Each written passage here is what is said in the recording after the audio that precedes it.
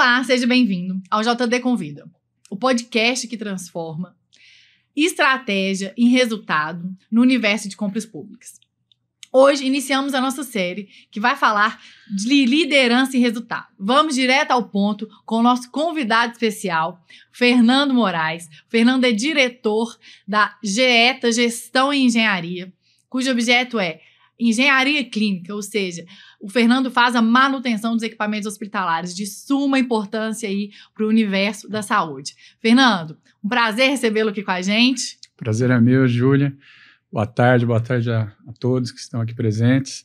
Obrigado pelo convite. Espero poder contribuir com vocês aí com essa vasta experiência de longos anos que a gente tem tido juntos. Gente, eu conheci o Fernando em 2010, então aí tem mais de 10 anos, quase para 20, né? Mais perto de 20 que 10 anos, né, Fernando? Sim.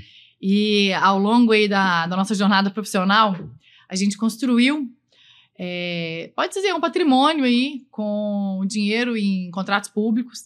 E aí a gente vai trazer um pouquinho dessa história, né, Fernando? Como que foi a construção dessa história, tendo como fundamento aí as estratégias para ganhar as licitações. E aí, o Fernando é um líder, e por isso que ele está aqui com a gente hoje. E o nosso tema é liderança e resultado, Fernando. Conta para a gente quais são as principais características que um líder tem que ter no mercado público. Interessante, porque quando a gente começou, né, lá atrás, né, é interessante porque as licitações ainda eram tudo no papel. Você ia no cartório registrar um documento, lembro de às vezes brigar com o pregoeiro para ele devolver essa documentação para a gente, né? A gente reconhecia a firma no cartório e reconhecia com o pregoeiro os documentos. A gente foi montando uma documentação tão complexa, né, e cada vez querendo melhorar ela, que nossos atestados chegaram com as documentações fiscais, chegavam a dar quase 500 folhas, né? Então, o pregoeiro já não queria mais ver a gente, né? A gente já ficava marcado, né? Tem que atestar, devolver a documentação dele toda. Porque nessa época, gente, o Fernando está relembrando aqui que há 10 anos atrás não existia praticamente nada eletrônico. Então, as autenticações dos documentos que são exigidos, né, numa licitação, elas eram feitas em loco. Então, a gente chegava com antecedência no certame, na sessão, e assim, com uma mala de documento.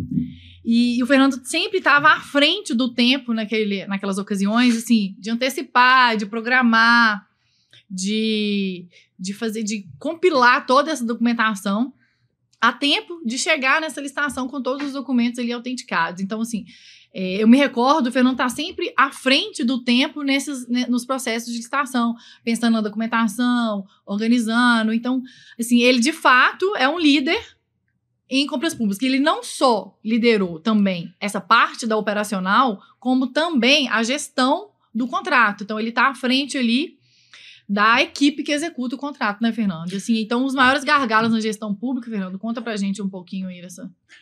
Quando a gente fala assim, contando um pouco dessa história, e a gente pegou ela bem do início, a própria licitação pública, o próprio mercado, como você mesma disse, ele mudou muito, né? Hoje a gente tem os processos todos eletrônicos, né? Mas ainda assim, a capacitação técnica é do produto ou serviço que você entrega lá na ponta. Então, quando a gente foi crescendo de maneira exponencial no país, o que a gente pensou? Como que funciona isso de um modo geral? Que a gente se preocupava, né? Lá você tinha que fazer uma visita técnica lá em Fortaleza, e a nossa base era aqui em Belo Horizonte. E isso foi mudando nos editais, a gente foi criando estratégicas, logísticas também, né, para participar das licitações. Então, a gente cresceu em determinadas localidades, onde a gente já estava em um estado, a gente pensava, aqui eu vou participar com um pouquinho mais de preço, eu vou melhorar um pouquinho para chegar.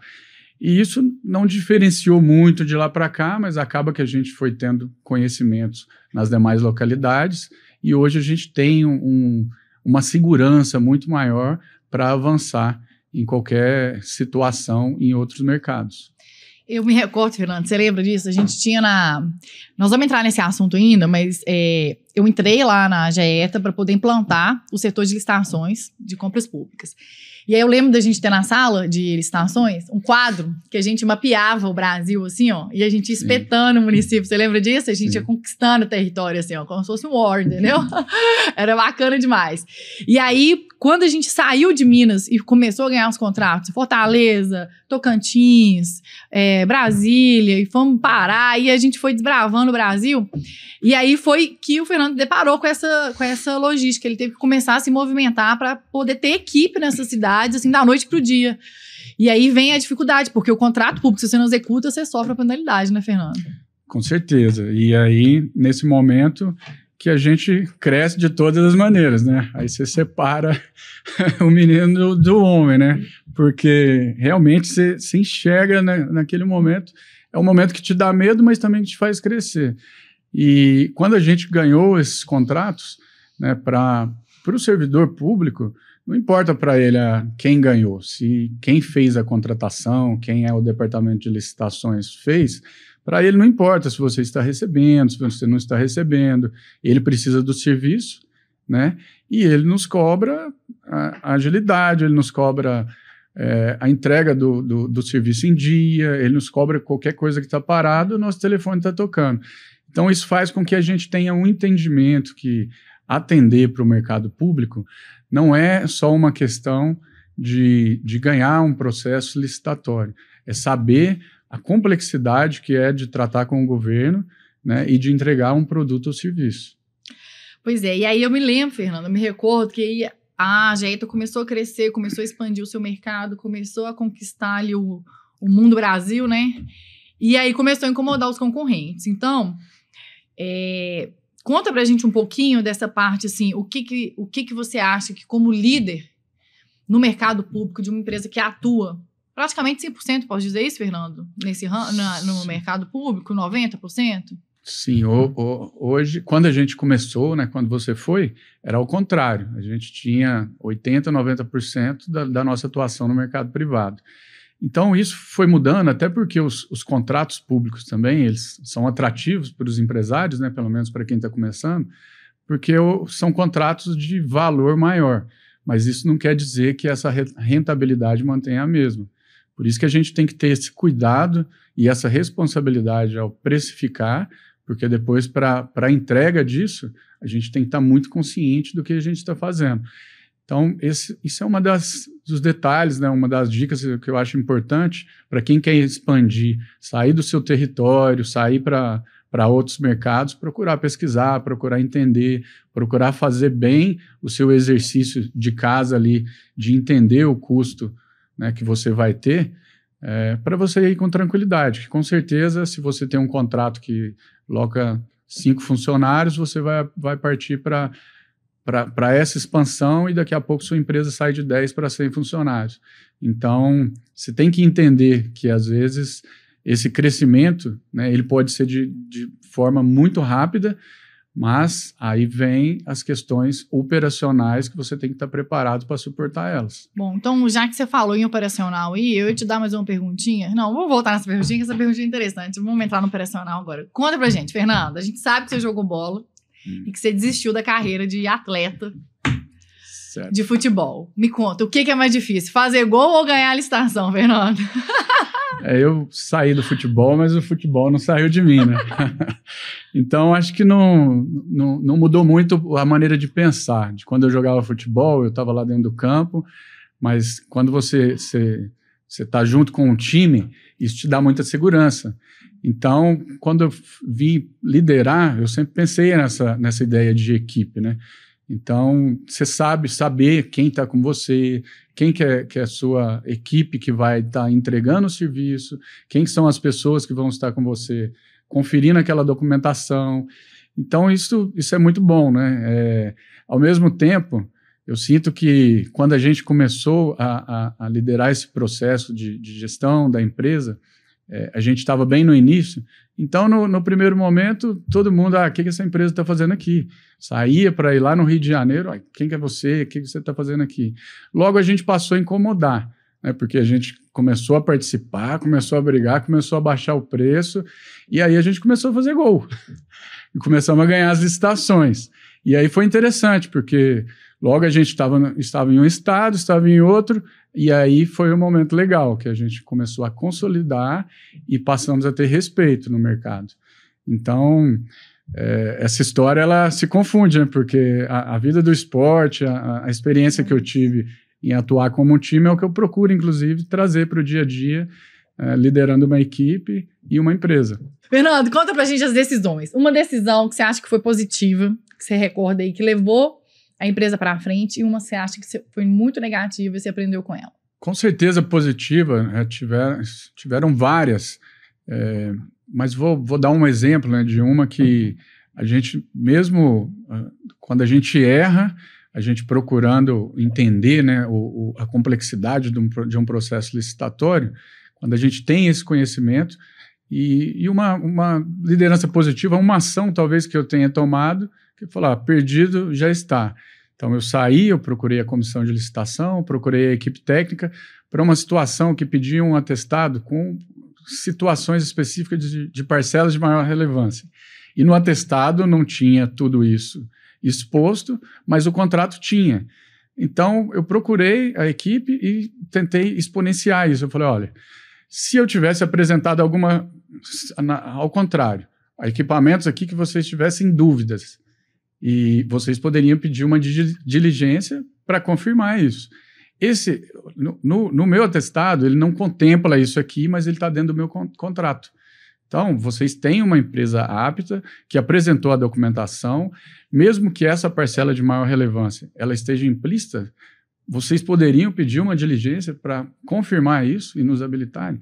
E foi dito e feito, o pessoal confirmou, habilitou a nossa empresa, era um contrato de relevância. É óbvio que os concorrentes eles vão brigar, se fosse ao contrário também, mas eles contrataram uma empresa que estava apta e que estava com a documentação apta. Então, foi só o princípio da razoabilidade, né? Nos deram a oportunidade de mostrar o que já estava apresentado ali mesmo. Bacana. E de negativo, Fernando? Você acha que de negativo, essa eu errei e nunca mais aprendi com ela? De negativo, acho que a maior questão, né, para quem lidera é pensar muito bem nessa questão do planejamento. Então, já teve vez da gente perder porque eu não fiz um exercício anterior e chega na hora a gente não pode brincar. Então, contratos, às vezes, bem relevantes para a empresa, de valores consideráveis, eu tive que declinar, né? Mas como eu não fiz esse exercício anterior, eu podia ter ido mais um pouquinho e a gente teria ganhado. E isso era em cifras, eram milhões que contratos que podem ser renovados por anos, faz muita diferença quem tá ali por trás fazer isso para levar a empresa para a prosperidade. Bacana. Fernando, eu já disse aqui, vou repetir, eu entrei em 2010 na GETA para poder implantar o setor de licitações, numa situação muito engraçada. O Fernando, ele era cliente do escritório no qual eu trabalhava na época, e aí a gente numa reunião, batendo um papo, ele perguntou assim para mim, poxa e tal, e assim, e ele sempre chegava lá pra gente fazer recurso, impugnação, normalmente a licitação já perdida e tal, e eu cansada de ver aquilo. Ele falou, Fernando, por que você não coloca uma pessoa, um advogado dentro da empresa? Ele, o custo é caro, aí eu começando, vai, falou, não, vambora. E aí deu certo, né, Fernando? E desde que eu entrei lá, a empresa cresceu, como a gente já falou aqui, de uma forma assim, foi um crescimento acelerado no mercado público. A quais estratégias você atrela esse crescimento, Fernando? Conta pra gente, para o pessoal aprender um pouquinho a entrar no mercado público e crescer de forma acelerada. Bom, outro dia eu vi um case legal aí, né, de uma empresa dessas lojistas que o dono chegou para o irmão e falou, a gente tem 4 empresas, mas apareceu uma oportunidade de comprar 25. Um falou, você é doido, o outro, você que como que a gente vai perder uma oportunidade dessa de crescer? Então é óbvio, né, que teve um arrojo por trás ali e a gente rompeu a barreira do medo para ter crescimento. Mas aí, o que eu dou assim de dica? Sempre falando nessa parte de onde você realmente acha que você consegue, mas sem perder o medo, porque você não vai, senão você não rompe essa barreira. E aí sim. E qual que era o seu principal medo, Fernando? Todos, né? Você falar que vai sair, vai lá em Tocantins, você vai pegar um carro, você tem que fazer uma visita técnica em 19 cidades. tinha medo até de com quem que eu ia pegar o atestado. Então, são situações, e como que vai ser isso? É um contrato nesse valor, com essa responsabilidade, ter que fornecer peças para o Hemocentro do estado inteiro. Como que vai ser isso? Na hora que parar lá em Araguaína, que fica a 400 quilômetros de Palmas, como que eu vou fazer? Se a pessoa te dá um atestado, um termo de referência, você tem 2 horas para atender. Se o helicóptero estiver parado.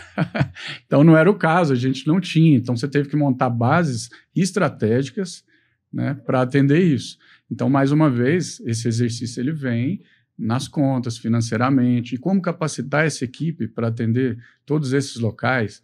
Então, não foi fácil, o medo era contínuo, mas a gente foi nos especializando a cada dia mais, deixamos a desejar em alguns momentos, mas nunca deixamos de atender e de entregar o nosso serviço. Então, isso eu acho que foi importantíssimo, porque a gente aprendeu em situações no início, e importante que eu deixo assim de exemplo, né? Quando a gente aprende alguma coisa, não voltar ao mesmo erro, porque o aprendizado ele é constante, ele é contínuo. Então, é disseminar ele para dentro da empresa para que a gente possa ter um crescimento sustentável. Você entrou no tema já da minha próxima pergunta, Fernando. A gente fala um pouquinho de tropeços e dificuldades. Eu acompanhei de perto, eu vivenciei assim, as inúmeras dificuldades que a empresa passou na época com questão de logística, de execução, de preço, de elaboração de proposta. Conta pra gente, assim, quais foram essas dificuldades, já começou ali um pouquinho, e como que você superou essas dificuldades? Foi no dia a dia, foi entendendo que os resultados estavam dando certo? Qual foi a estratégia que você bolou ali na elaboração das propostas para que seu menor preço fosse o vencedor, sem queimar sua margem de lucro? Todo esse jogo de cintura que envolve ali as dificuldades de ganhar um contrato público, assim como também os tropeços, os erros ao longo do caminho aí, com relação à gestão desse contrato. Conta pra gente um pouquinho dessa história aí. Então, no início, né, a gente atuava na área privada e a gente tinha uma margem de lucro maior, porque quando a gente parte para o âmbito público, isso muda essa correlação. Então, é óbvio, né, quando você vai fazer essas contas, mas aí você abaixa o preço, mas você tem contratos maiores para rodar isso. Experiências difíceis que a gente passou foi trabalhar, às vezes, com contratos que eram bem acima do quantitativo de pessoal, lógico, em termos de valor. Esse contrato, às vezes, crescia a empresa em 30%. Ele entrava na empresa de um dia para o outro, só que o que acontecia? Às vezes, a gente tinha uma dificuldade que ele tinha um prazo para recebimento inicial de 60 dias, aí ele te atrasava 3 dias, então, em 4 meses, você tinha um atraso que refletia dentro da sua empresa 4, 5 meses de faturamento. Então, se você não tiver gordura para queimar, né, e isso foi uma dificuldade, porque a gente não fechou um contrato assim. A empresa ela ia galgando posições, mas isso nos trouxe experiência para organizar administrativamente, operacionalmente, o nosso crescimento. Então, vamos ganhar um contrato, vamos organizar ele, vamos entender o fluxo e funcionamento dele. É óbvio, aí a gente participava dos demais, mas aí a gente segurava e, em algumas situações, essa licitação, às vezes, a gente segurava e chegava na gente. Há empresas que, às vezes, mergulhavam o preço lá. Muitas empresas, né, eu vi desaparecerem do mercado, porque é isso que eu falo, não adianta, você vai ter crescimento. Você, depois que tem um termo de referência, tem uma exigência de um atestado que às vezes simples ele vai atender, às vezes um atestado de um município de 5 mil habitantes vai atender uma licitação para uma complexidade muito maior. Então, às vezes você acha que você ganhou, mas quando você vai assumir aquilo, isso pode te dar uma dificuldade, um retorno que você não consegue seguir adiante depois disso. Então, essas são experiências assim, difíceis que a gente viveu, não digo nem negativas, porque todas elas serviram para o nosso crescimento. Então, é saber, procurar entender antes, procurar conversar com pessoas que já passaram por isso e passam, e quando você partir para isso, porque eu acho que, né, o empresário ele tem que buscar crescimento, saber pautar, né, os momentos, né, de crescimento. Não adianta eu vou participar de 10 e vou ganhar as 10. Saber pautar isso, saber entender, saber se organizar e crescer de forma sustentável, como eu falei aqui anteriormente. Fernando, e assim, eu sei que são inúmeras as dificuldades, mas se você pudesse eleger uma, conta pra gente, uma, assim, ó, entrar no mercado público é difícil pra mim por causa disso, essa é a principal dificuldade. A sua maior, é equipe interna, é ganhar o certame, é documentação, é gerir um contrato lá no Amapá, enfim, uma. É interpretar um edital. Vou dar o exemplo como empresa para a gente, por exemplo, qual é a maior dificuldade? Mão de obra especializada, né? Hoje, o nosso serviço de engenharia clínica, ele está muito mais disseminado no país. Lá atrás, quando a gente começou, tinha 3, 4 cursos no país. Hoje, você tem isso em todos os lugares. Então, é uma linguagem muito mais corriqueira do dia a dia, todo mundo fala. Quando a gente começou, às vezes você vendia um contrato, você chegava lá dentro da instituição, o diretor ele não sabia que chamava engenharia clínica, então isso mudou. Mas ainda assim, a mão de obra capacitada, eu acho que é a maior dificuldade, porque para você sair, para você ir para outro estado, mesmo sabendo que a mão de obra está lá, você tem essa dificuldade em montar no nosso caso, em montar essa equipe qualificada e entregar para o cliente uma mesma marca, uma mesma gestão, o mesmo serviço de qualidade que a gente já entrega em outras localidades que a gente funciona. Isso é óbvio que com a tecnologia hoje em dia, né, tudo controlado por um sistema, com a equipe de gestão acompanhando resultados, dando treinamento, isso melhorou exponencialmente. Mas ainda assim, buscar esse currículo, buscar esse profissional, eu acho que nossa maior dificuldade. Mão de obra, né? Dificuldade muito empresário. Tá, e para finalizar, Fernando, conta pra gente o que você diria pro Fernando de eu tá aqui no roteiro aqui do T10, 5 anos, mas eu vou te perguntar em 2010, o que você falaria pro Fernando lá de 2010? Não mudaria muito, eu falava assim, que bom, né, que partiu para isso, foi uma aposta que deu certo, né? A gente conquistou muito, sofreu muito, mas eu diria que valeu a pena, que vá em frente, que tente mesmo, que vocês têm essa ideia aí de avançar, porque só a gente que passou que vai saber. Então eu falaria, vai lá, Fernando, tenta, mas com responsabilidade. É isso aí. É isso. Chegamos à etapa final, encerramento. Fernando, obrigada. Esse é o JD Convida. Falamos um pouquinho aqui de liderança e resultado com o Fernando, que levou a empresa dele, junto comigo, né, gente? Claro, do 0 aos 7 dígitos de faturamento no mercado público. Tem mais alguma coisa para contar pra gente, Fernando? Sem deixar de ressaltar, né? Pessoas que sempre estão lá por trás, o Paulo, que iniciou a empresa, outras pessoas, né, que levam a empresa no dia a dia lá. A Kelly, o Roberto são pessoas que eu trouxe, né, para serem da minha confiança na gestão, assim como trouxe você para a licitação, e agradecer a todos os funcionários, todas as pessoas que representam a Jetta em todo o Brasil. Bacana, é isso. Parabéns, Fernando. E se quiser saber mais sobre licitações e como vencer no mercado público, me chama no direct.